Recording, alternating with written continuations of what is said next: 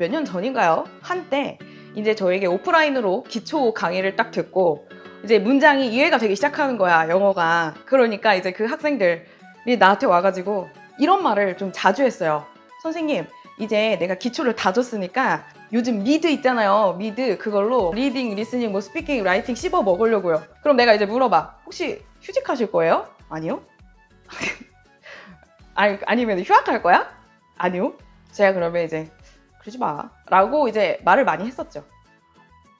제가 미드 쉐도잉 말하자면 이제 기니까 이제 그 얘기는 조금 나중에 하도록 하고, 그리고 이미 많이 내가 했어. 영상에서 많이 해가지고 찾아보시면 있어요. 자, 여러분 있잖아요. 영어를 배우는데, 영어뿐만 아니라 모든 언어를 배우는 데는요 4가지 스킬이 필요하죠. 첫 번째는 리딩 스킬, 두 번째는 리스닝 스킬, 듣고 읽는 거. 자, 그리고 세 번째, 네 번째는요 스피킹 스킬, 그리고 라이팅 스킬. 자, 그래가지고요 이거를요 또다시 2가지로 나눌 수가 있어요. 하나는요 receptive skill, 즉 다시 말해가지고 인풋, 내가 받아들이는 영역, 남이 말하는 걸 내가 받아들이는 거니까 리딩과 리스닝이 포함이 될 거고요. 그리고 두 번째는요 productive skills, 즉 다시 말해서 내가 만들어내는 그 스킬을 말을 하는 거죠. 그래가지고 여기에는요 스피킹과 라이팅이 포함이 되는 거죠.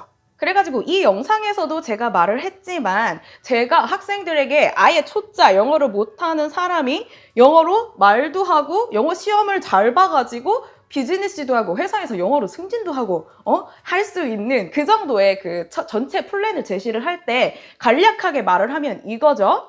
리딩은 일단 내가 그 문장 구조와 어휘를 정확하게 이해를 해가지고 문장을 이해해야 돼. 자, 그래가지고 이 문장 이해력이 갖춰졌으면 이 리딩 인풋은 내가 이해할 수 있는 최대 어려운 자료로 리딩을 가져가야 되고요. 자, 이 리딩으로 인풋을 막 쌓았어. 그래가지고 내 안에 이제 영어의 인풋이 이렇게 생겼다?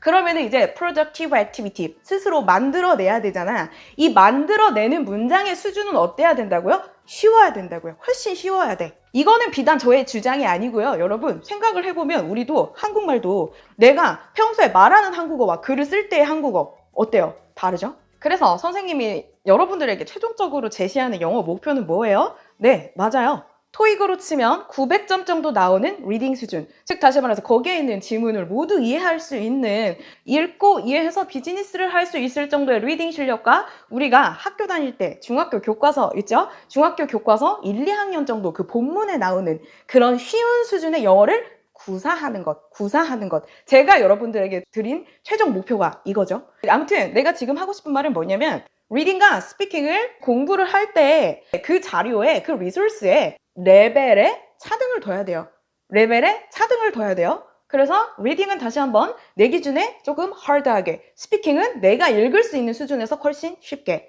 자, 그래가지고 오늘 그거와 관련해서 굉장히 효과적으로 학습할 수 있는 어플 3개를 추천을 해볼게요. 첫 번째는요, Learn English by Stories. 스토리로 영어 배우기. 자, 그런데 제가 이거를 좋아하는 이유는 2가지예요, 크게. 첫 번째는 일단은 내용이 어린아이를 위한 내용이 아니면서 레벨별로 이렇게 되어 있어요. 제가 항상 성인을 위한 영어 공부를 이제 해가지고 그 리소스를 줄 때 가장 이제 조금 고민이 되는 부분이, 이 사람이 영어만 못하지 애가 아닌데 동화책만 언제까지 읽으라고 주구장창 줄 수가 없는데, 지금 여기는 이렇게 성인을 위하지만은 비기너를 위한 리딩 지문이 있어요. 자, 그리고 두 번째는요, 이 비기너 중에서도 이 세분화가 되어 있죠. 그래가지고 지금 이 어플에 이렇게 지문이 많진 않아요, 사실은. 그런데 이 하나하나가 쉬우면 쉬운 대로, 쉬우면 스피킹에 좋고, 또 어려우면 리딩에 좋고, 이걸 뭐라고 표현해야 되나? 좀 한국인이 약간 모를 만한 그런 표현들이 이렇게 잘 리딩으로 나와 있거든요. 자, 그래서 여기를 보면은 그냥 간단하게 예시만 봐도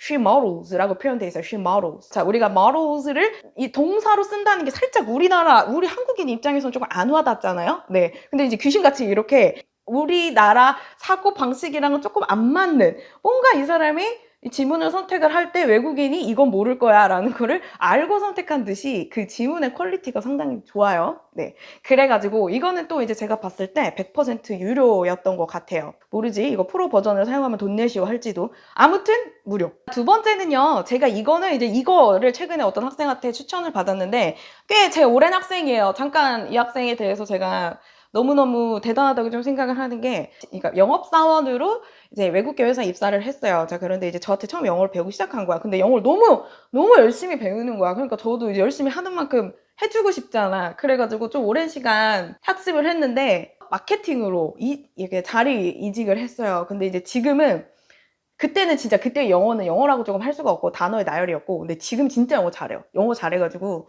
이제 리전, 그러니까 이 아시아 에이펙 사무실 면접도 보고 할 정도로 영어가 많이 늘었어요. 네, 자랑스럽네요. 잘 되기를 더 많이. 자, 아무튼 그래가지고 지금 그 학생이 저에게 선생님 이거 내가 말한 거랑 똑같다. 근데 또 이거 되게 신기한 게 누가 이거를 댓글로 달았어. 내가 이거 이번 주에 앱으로 소개해야겠다라고 생각을 하고 있었는데 누가 댓글로 달아주셔가지고 너무 깜짝 놀랐어요. 아, 이거 소개하라는 게시다. 이거는. 자, 그래서 말이 너무 길죠. 오케이. News in levels.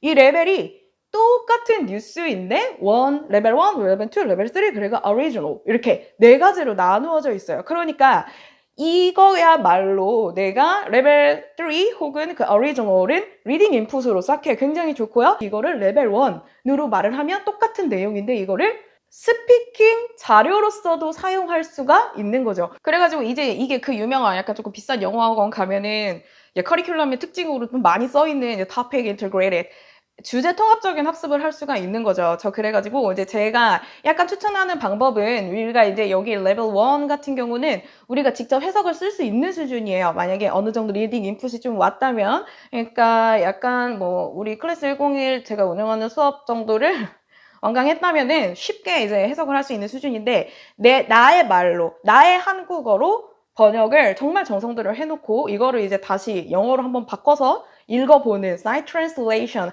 하면서 이제 리스닝, 여기 이제 리스닝도 되니까 그걸 이제 들으면은 정말 반복 학습 플러스 topic integrated 커리큘럼을 자기 혼자 만들 수가 있겠죠. 이거야말로 이렇게 이제 공부를 하면 사실은 여러분 자신이 여러분에게 가장 좋은 영어 티처가 되는 거예요. 자, 그래가지고 이 News in Levels는 저는 이렇게 쭉 보다 보니까 이 뉴스 토픽이 제일 좋은 것 같아, 개인적으로. 왜냐하면은 이제 이 시의성이 있잖아요. 그러니까 이 지금 유행하는 토픽을 볼 수 있다. 즉 내가 그 흐름 속에서 상황을 이해할 수 있다라는 장점이 있다는 거죠. 시의성이 있다.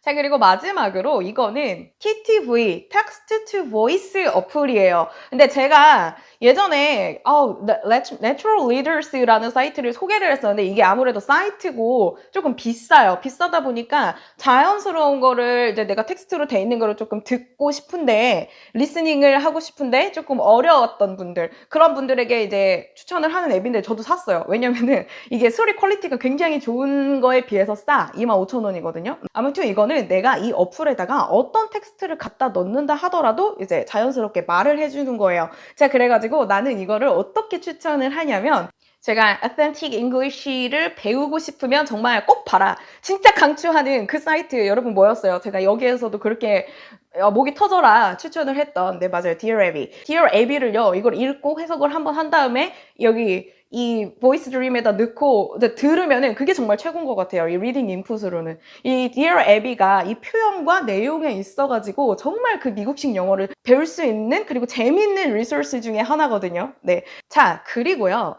저 여러분, 제가 조금 중요한 얘기를 지금 하나 할게요. 이제 스쳐 지나가듯 얘기하지만 굉장히 중요한 얘기. 우리가요, EFL 학습자잖아요. ESL 학습자가 아니고요. EFL, 즉 다시 말해서 외국인으로서의 어떤 문화적 교차점이 없잖아요. 우리랑 미국이랑. 그런 상황에서의 그 언어 학습자를 말을 하는 건데, 보통 언어 학습은 제가 앞서 말했던 4 skills만 필요로 해요.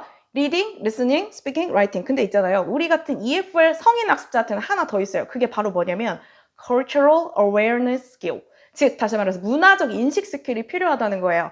이 문화적 인식 스킬은요, 즉 거기 안에 나가서 그 원어민들의 문화를 이해해야지만 얘가 말하는 게 이런 뜻이구나를 이해할 수 있는 그런 거를 말을 하는 거죠. 네. 근데 사실은 우리가 이런 것까지, 여기까지 크게 이해를 할 필요는 없어요. 거기 가서 살지 않는 이상. 그러니까 이제 내가 뭐 미드라든지 이런 거로 이제 시간 낭비하지 말라는 건데, 아무튼 문화적 인식 스킬이 아예 없어도 영어 공부를 편하게 할 수 있는 그 리소스로 제가 뭐를 추천했죠? 네, 맞아요. 한국 작가가 쓴 소설을 영문으로 번역해 놓은 거. 그런데 이제 지금 그 중에서도 제가 조금 재밌게 본 게 그 김영하 작가님의 빛의 제국. 근데 이게 이제 오디오북으로 없어.